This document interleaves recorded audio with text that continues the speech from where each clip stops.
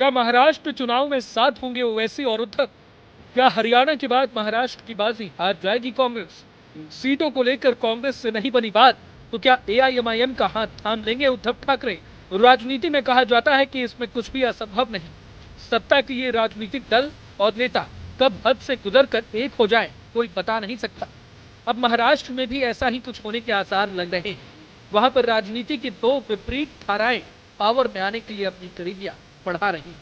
हम बात कर रहे हैं उद्धव ठाकरे के नेतृत्व वाली शिवसेना और असदुद्दीन ओवैसी की पार्टी एआईएमआईएम, जिनके आपस में गठबंधन की चर्चा जोरों पर है। दरअसल इस बेमेल गठबंधन की चर्चा ने शिवसेना यूबीटी प्रवक्ता संजय राउत के बयान के बाद जोर पकड़ा है। बीजेपी को हराने के लिए एकजुट होकर चुनाव लड़ने के ओवैसी के प्रस्ताव पर सकारात्मक संकेत देते हुए शिवसेना उद्धव गुट के नेता संजय राउत ने कहा है कि पार्टी में इस संबंध में यदि कोई प्रस्ताव आया तो चर्चा होगी। संजय राउत ने कहा, वैसे तो देश भर में प्रादेशिक क्षेत्रीय पार्टियों के भरोसे ही सरकार बन रही है। उन्होंने ये भी कहा कि अगर चंद्रबाबू नायडू नहीं होते तो मोदी जी तीसरी बार पीएम नहीं बन सकते थे। इसी तरह इंडिया गठबंधन का लोकसभा चुनाव में 240 का आंकड़ा भी क्षेत्रीय पार्टियों के दम पर ही आया। ऐसे में आपको रीजनल पार्टी को महत्व देना ही पड़ेगा। मीडिया रिपोर्ट्स के मुताबिक संजय राउत ने इस बयान के जरिए अपनी पार्टी की बदलती चाहत और रणनीति दोनों के बारे में इशारा कर दिया है। किसी जमाने में हार्डकोर हिंदुत्व की पहचान रही शिवसेना अब दो टुकड़ों में बंट चुकी है। एक हिस्से की अगुवाई सीएम एकनाथ शिंदे कर रहे हैं तो दूसरे का नेतृत्व उद्धव ठाकरे के पास है।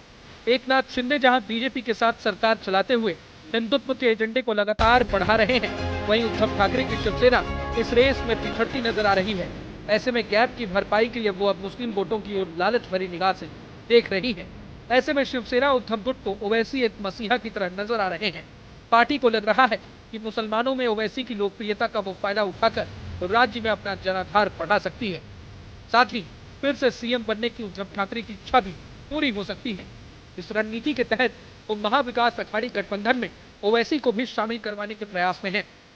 अब एक तरफ जहां उद्धव ठाकरे और ओवैसी के साथ आने की अटकलें लगाई जा रही हैं, वहीं कांग्रेस और शरद पवार की एनसीपी इस गठबंधन में ओवैसी की एंट्री को लेकर असहज नजर आ रहे हैं। इन दोनों दलों को लगता है कि ओवैसी के आने से राज्य में एआईएमआईएम की हैसियत बढ़ जाएगी और लोग उसे प्रमुख राजनीतिक पार्टी मानने लगेंगे।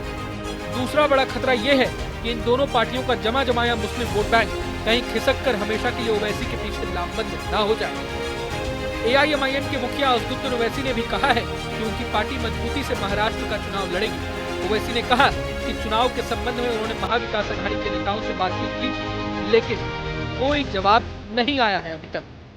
ऐसे में देखना होगा कि ओवैसी को लेकर इंडिया अलायंस क्या फैसला करता है।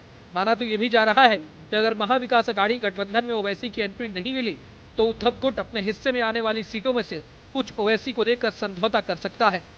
ओवैसी भी इस संभावना को लेकर खुश है, क्योंकि ऐसा होने से उन पर बीजेपी की बी टीम होने का ठप्पा भी हट जाएगा। फिलहाल राज्य में क्या होगा देखने लायक होगा, लेकिन राजनीति का दंगल सजने लगा है। बहरहाल पूरे मसले को लेकर आप क्या सोचते हैं हमें कमेंट बॉक्स में जरूर बताएं। अगर आपको ये वीडियो पसंद आए तो लाइक करें और चैनल को सब्सक्राइब करें। वही तमाम बड़ी खबरों के लिए देखते रहें न्यूज़ नेशन। न्यूज नेशन अब व्हाट्सएप पर खबरों के ताजा अपडेट के लिए न्यूज नेशन के इस क्यूआर कोड को स्कैन करें।